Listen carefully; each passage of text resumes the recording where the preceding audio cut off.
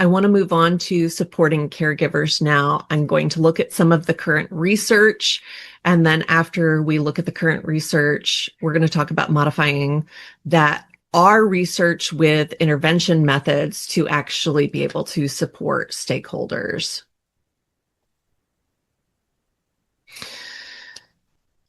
In the list of resources at the end of the slides, you'll see that there was, in January of 2025, there was an article printed by Nawaz and Spear, and it talks about supporting caregivers, the caregiver experience with PDA. And these are some things to really familiarize ourselves with. Some of the things that caregivers do experience is that they are told that first of all, there's not really an understanding. Then there's judgment that it's just parenting. It's poor parenting. And that's why the children are demonstrating this pattern of behaviors. Then there's not really an appropriate level of support for PDA. And there's not a lot of information out either from providers who are not experienced or knowledgeable, or schools, other community environments, other family members. And so we start seeing all of these different levels of breakdown when trying to support caregivers who are trying to respond to PDA.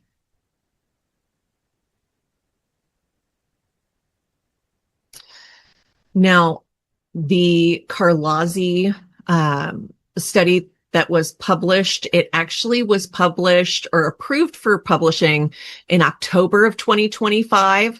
It is the first published PDA-based peer-reviewed study in the US. It's really important that it was done in the US because we have not had peer-reviewed studies on PDA in the US prior to this. It did not look at the efficacy of treatment outcomes for the individual per se. It looked at the efficacy overall by presenting training to caregivers. And it was the Paradigm Shift program, which was linked in the resources in our last presentation. And it focused on awareness, acceptance, accommodations, affirmation, and advocacy. And then this can, again, moving around, you can see, excuse me, some of the effect size in caregiver strain. All of the different effect sizes are here. One of the biggest effect sizes that we had was caregiver strain in this population, as well as anxiety and depression. And then when it was looking at children, some of the biggest effect sizes that were reported are their total difficulties and their response to the EDA Q8.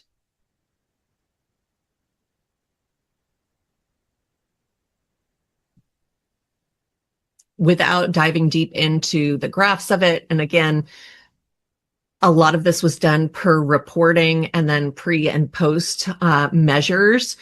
So we don't have direct graphs or reporting of actual data with the individuals who have PDA, but parents and guardians, 90% of them were able to report that they took action, that they were actually engaging in the program. They reported improved or increased mental health outcomes. They felt confident in their ability to work with their child and have an appropriate relationship following the implementation of this program.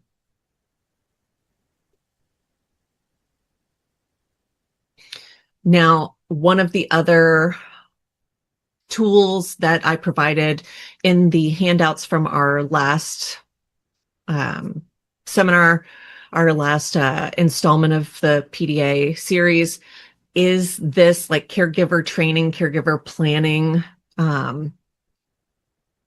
form. And that does break down awareness, acceptance, and accommodations so that we can create goals and objectives for focusing in these areas when we're, yes, Matt. For that last study, somebody had a question I wanted to call out. They asked how many were in the group. So, like, what was the N for that last study, if you know off the top of your head? There were 71 parents that completed the pre-program and 60 completed so 85% of the original completed the end of program assessment. Perfect. Thank you. Yeah. So if we're looking at this and we're looking at the components of that shift, the paradigm shift program within the lens of BST that we know is empirically evidenced or empirically based for better training outcomes, then we can look at that awareness as our education piece. The acceptance and decision making is being able to respond to behaviors with appropriate consequences. And so that would be our training piece.